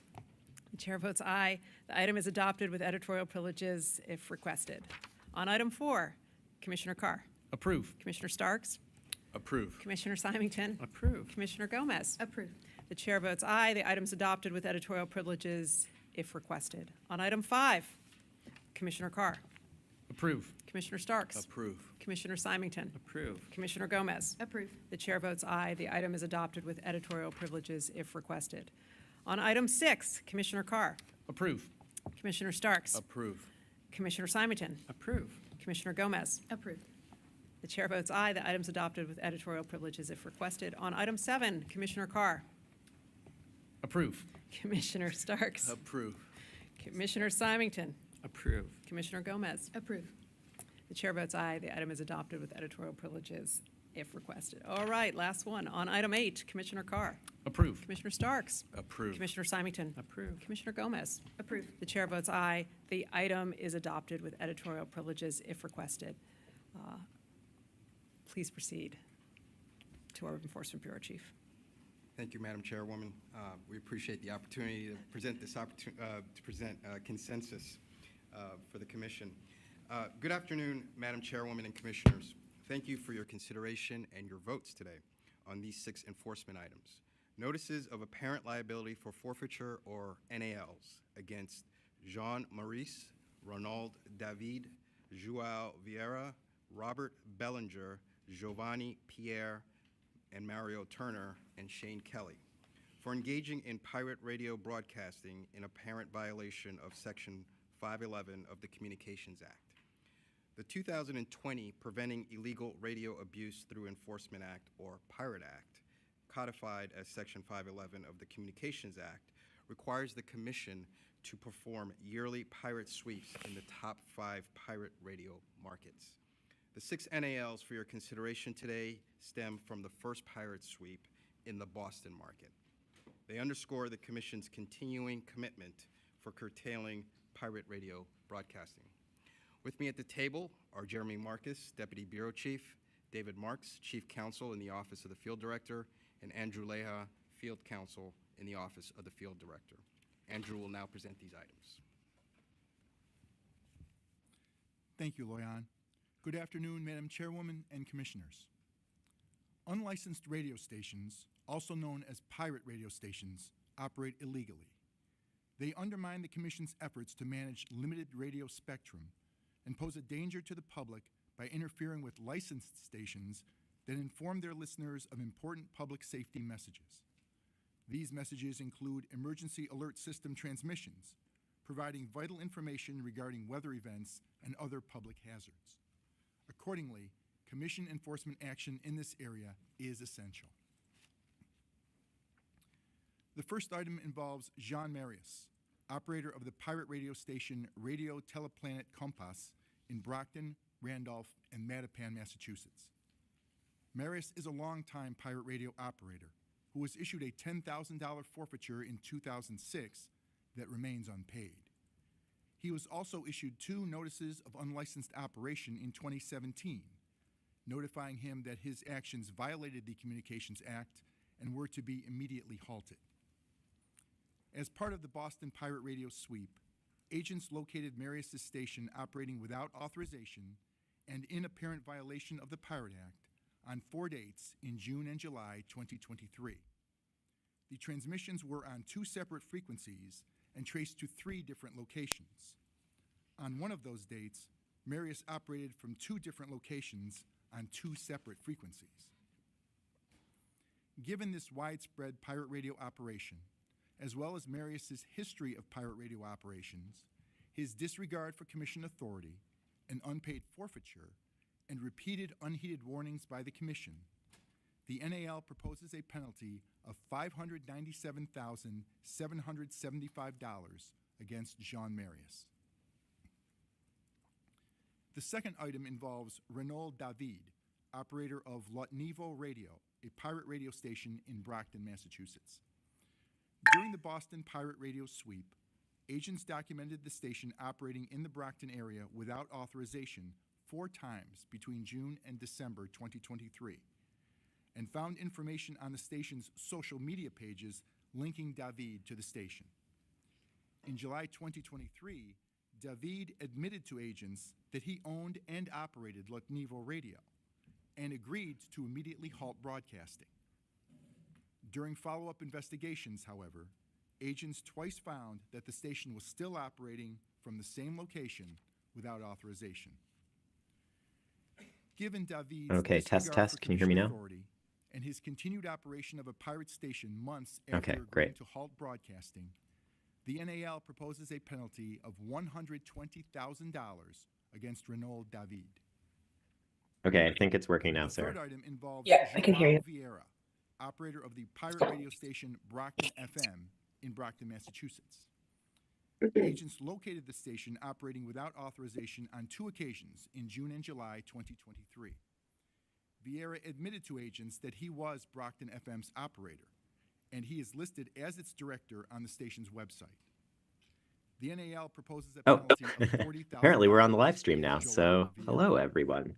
The fourth item My name's Evan involves Greer. pirate I'm the radio director here at Fight for the operating a Future pirate and radio on station with known our as executive TBR director, Radio Sarah in Rothbedett. Conduit, Massachusetts. And we kind of, this is a little bit last minute, but we, since the FCC just moments ago voted to restore net neutrality, Title II protections, yay, we thought we would hop on and just say a few words because this is something that our organization and of course many other civil society, human rights, free expression, various, racial justice, civil rights, civil liberties organizations have been working on for years and years. I think, at least for me, I've been in this fight for about 7 or 8 years, and there was folks that were in it from even before that.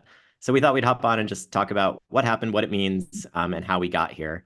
And Sarah, I don't know if you want to kind of like interview me a little bit or like, just sort of like, let's go back and forth. Feel free to kind of like Recording in progress. ask me questions about what just happened and I'll do my best to answer them for folks that are still watching. Cool, sounds good. Yeah, and folks should feel free to drop some questions in the live stream chat, and I'll keep an eye on that. But yeah, thanks for tuning in and for joining us. It's a long time coming, but a momentous moment, it certainly. So we wanted to mark it.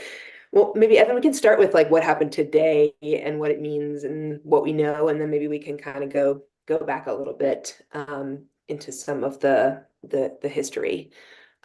So the FCC just voted to restore net neutrality. Yes. Yay. And what do we know about this particular rule? Is it the same thing, pretty much?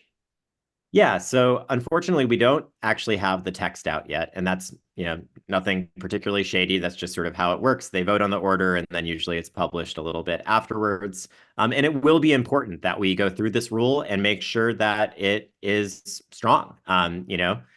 We at Fight for the Future are definitely not an organization that just sits back and assumes like, well, Democrats are running the FCC, so surely this will be perfect.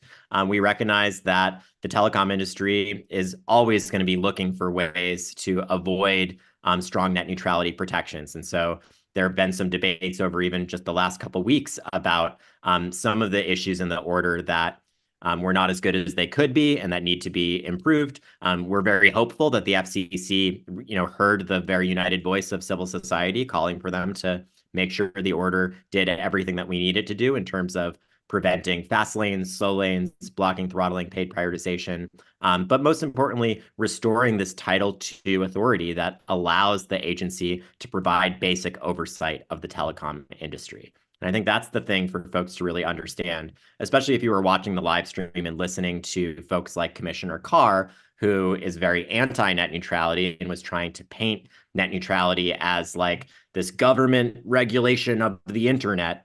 It's really important that folks understand that he's trying to trick you into thinking that this is like government control over what you can post or what you can see. It is the exact opposite. This is basic oversight over the companies that connect you to the internet to make sure that they don't get to control what you see and where you can go and where you can get news from and which types of videos you can watch. It's to prevent them from screwing you over more than they already do or charging you additional unfair fees. So I just want everyone to understand that when we're talking about like this is regulation of the internet, we mean regulation of companies like Comcast, Verizon, and AT&T. Not regulation of what you can do on the internet. This is actually about preserving your right to go on the internet wherever you want, as long as you pay your phone bill or your cable bill. So just to quickly answer there, we don't totally know, we know the order is Title II. We saw the draft order, which for the most part was very strong and basically putting back in place the 2015 rules that never should have been repealed in the first place and that millions of people from across the political spectrum fought for. But there are a few things that we'll be on the lookout for to make sure that the FCC did it right. And we always need to stay vigilant to make sure that telecom companies don't exploit potential loopholes or ways that they can get around rules in order to screw over consumers and exacerbate their monopoly power in the ways that they can abuse it. Cool. Yeah, in the last week or so, there's been some focus on this idea of the 5G network slicing. And I know we were, along with other civil society organizations and folks at Stanford, pushing for them to address this like more explicitly. But do you want to say a few quick comments on that? I'll just briefly say that I barely understand it, to be totally honest. This really gets into the weeds of the order here. But again, I think this is just an example of where it's really important that the details are right because technology changes, right? The internet is not exactly the same as it was in 2015. 5G is a big shift. And so it's important that the new order reflects the way that the internet has changed while preserving the intent of the original order, which is enforcing Title II, preventing telecom companies from abusing their gatekeeper power. That's really what this is about. So, the details of that, I'll leave up to fantastic experts like Professor Barbara Van Schuick or others or folks at the Electronic Frontier Foundation who've written about it. But I think the thing for folks, for the general public to understand is basically just that, like, the details really do matter here. And so it's really important, if an agency or a member of Congress or a telecom lobbyist is telling you like, oh, yeah, we like net neutrality, but we just want it to look this way, understand that the details really do matter and listen to experts and civil society organizations like Fight for the Future, like the ACLU, like the Electronic Frontier Foundation that have been on the front lines of this for years, because we can help interpret and frankly decode some of the bullshit that we see from, cable company and telephone company lobbyists and pundits that are always trying to kind of poke holes in these types of rules and find ways that they can continue abusing their power. Yeah. Another thing that's changed, I think, since the early days of net neutrality as a guiding principle for the internet and the formation of the rules is obviously the emergence of big tech and big tech monopolies. And so, yeah, do you want to speak, and Commissioner Carr mentioned this a few times in ways, speaking of kind of BS, but we are concerned about the kinds of deals that can be cut between the telecoms and big tech, and that's like a very new, or not very new, but it's a new threat and one that makes net neutrality really important. But do you want to speak a little bit more to that? Yeah, that's exactly right. And I do think it's important because I think over the last number of years, understandably, a lot of attention has shifted away from these telecom companies that have kind of hidden and faded themselves into the background. And there's a lot of understandable and legitimate focus and critique of big tech companies that also have gatekeeper and monopoly power, companies like Apple and Google and Amazon. And I think the thing for everyone to understand is that restoring net neutrality is an essential piece of attacking that monopoly power of big tech. So if you're concerned about Facebook or Google and their content moderation practices, either you think they don't moderate enough, you think they moderate too much, and they remove speech that you think they shouldn't remove, you should support restoring net neutrality. Because if a company like Google is able to cut a deal with a company like Comcast to prioritize YouTube over an alternative video service, or a company like Meta is able to get an ISP to sell you a package where Instagram doesn't use your data, but Mastodon does, that incentivizes people to use these big tech platforms, and it solidifies their monopoly power. And we could effectively get stuck with these big tech companies that everyone kind of hates forever. So if you want to see a world where there aren't a small handful of tech companies that effectively control our means of communication, that effectively control and have a monopoly on human attention, then you got to be celebrating today that we're putting these rules back in place that will prevent those big tech companies from cutting sweetheart deals with big telecom companies to effectively entrench their monopoly power forever. We need a future where we have real choices so that if, for example, someone like Elon Musk comes along and buys Twitter and you're using it and you want to leave, you can actually find somewhere better to go. If we don't have net neutrality in place, what will end up happening is just a further consolidation and centralization of the internet. And we could have a world where no one can really meaningfully compete with these big tech players. We know they already engage in egregious anti-competitive activities. They often buy or try to kill off their competitors. If they had the ability to cut deals with the companies that actually connect you to the internet, that would be pretty much game over for any meaningful competition from startups or even nonprofit platforms. A lot of folks maybe who are watching use Signal, which is an end-to-end encrypted messaging app. If Signal works way slower on your phone than WhatsApp, your friends are going to be using WhatsApp. And WhatsApp is going to collect your metadata, which Meta is then using for advertising, can hand over to law enforcement, et cetera. And so I think we do really need to understand that, like, this is not just kind of a business issue. It's one where it actually impacts what services people are willing to use, which does have implications for free expression, for human rights, for privacy, and for our ability to build an internet that actually works for the people. Cool. Yeah. I think that's a really important connection. And I know there's been quite a lot of talk of just the way I think it was Twitch and shutting down in South Korea because it became too expensive to operate there. So that is certainly like a current example. Not the smallest platform, but certainly an alternative one, and one that's become pretty central to gamers and gaming communities. Well, yeah, Commissioner Carr, you mentioned in the chat was going back through sort of a greatest hits of a lot of our grassroots protests over the years.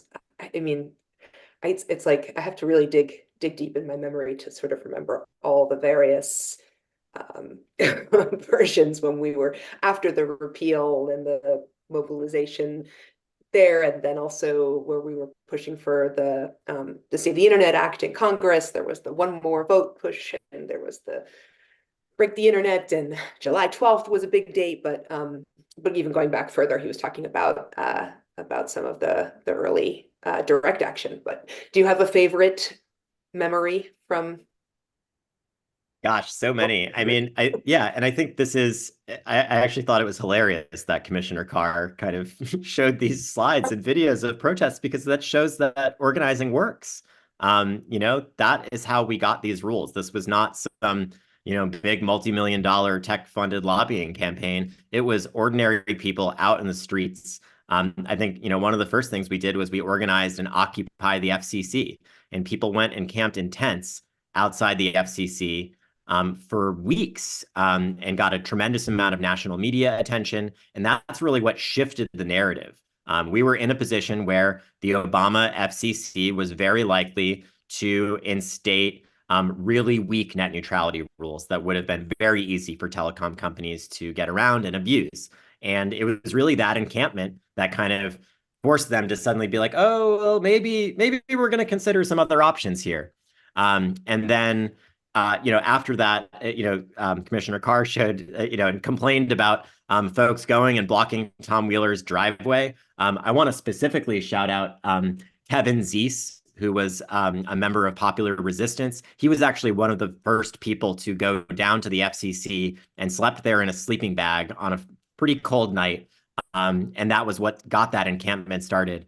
Kevin passed away, unfortunately, in the last couple of years. And he was also one of the people that was there in the FCC holding that banner behind the commissioners and really put his body on the line repeatedly to fight for net neutrality. And I thought it was hysterical that Commissioner Carr claimed that the folks from Popular Resistance who helped organize that civil disobedience action were like somehow working at the behest of the White House. I mean, these are like, hardcore leftist badass activists that absolutely would not take a call from Obama if he had their number. And I mean, that was just hysterical to me.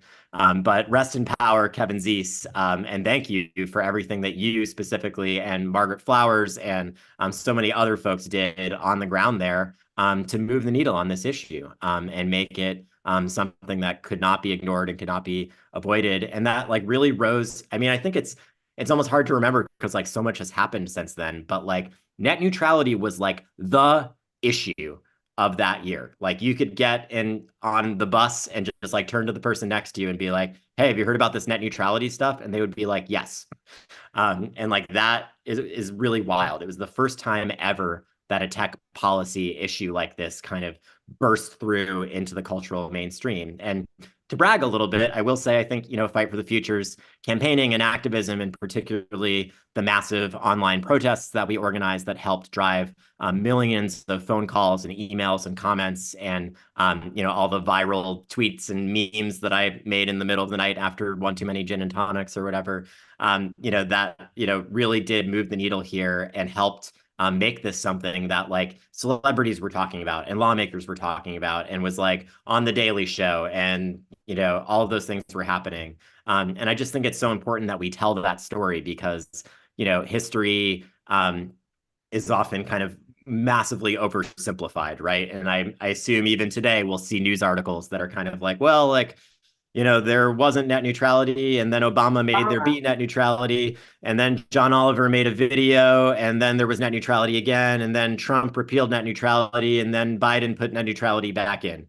And what that completely ignores is that, like, this is not something that was done by presidents or by lawmakers or by powerful people. This really is a product of millions and millions of people speaking up. And, it's one of the very, very few examples of our democracy actually working in recent years in terms of popular protest and organizing actually making a difference.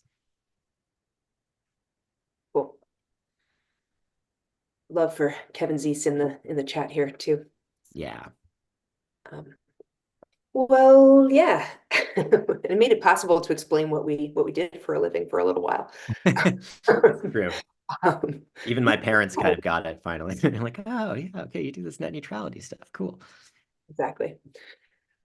Moving forward, I mean, obviously we want to see the order and see the details and kind of figure out what we're going to continue to need to hold the FCC accountable to in terms of their oversight of the telecoms.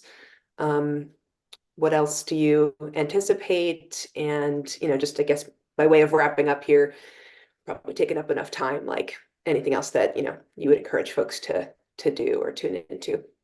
Yeah, for sure. Well, first, I'll just quickly shout out some Fight for the Future merch. I'm wearing our Keep the Internet Weird hoodie here, which was one of our Fight for the Future, or one of our net neutrality mottos, because in the end, that really is what it's about. Like, the things we love about the internet are not the big corporate platforms. It's like all the weird stuff that humans make and share, and like net neutrality is very much about preserving the internet as this democratizing force for creativity and activism and social change. It's about, you know, making sure that this is a tool that can be used for good and not just a machine for exploitation and greed. And, you know, it has certainly gone further in that direction of being a machine for exploitation and greed over the last number of years. And I think it's important that people understand that restoring net neutrality is just one piece of getting us away from that. So we need to restore net neutrality.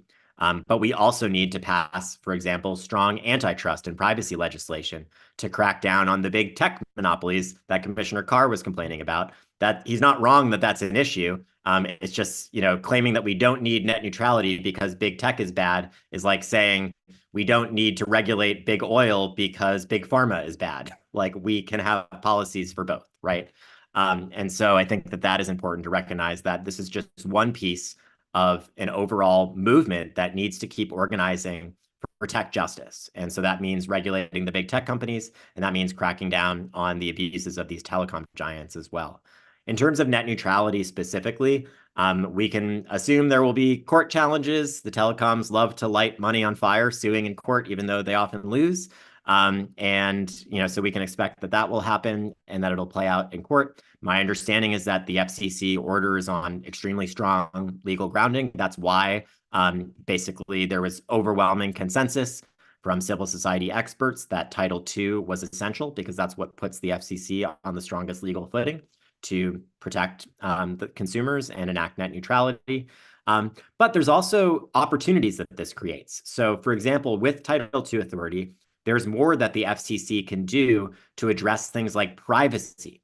So things like your cell phone company collecting and selling cell phone location data, which is extremely dangerous and has already led to very real harm in the real world, and comes into focus even more in a post-Roe environment where cell phone location data can and will be used to prosecute people for exercising their reproductive rights. The FCC with Title II will have more authority to go after some of these privacy violations and investigate the ways that telecom companies are doing harm through collection and sale of your data. So this is not just about net neutrality. It's also about, again, this kind of broader umbrella of the FCC being able to hold these companies accountable when they're doing harm. And it's also about affordability.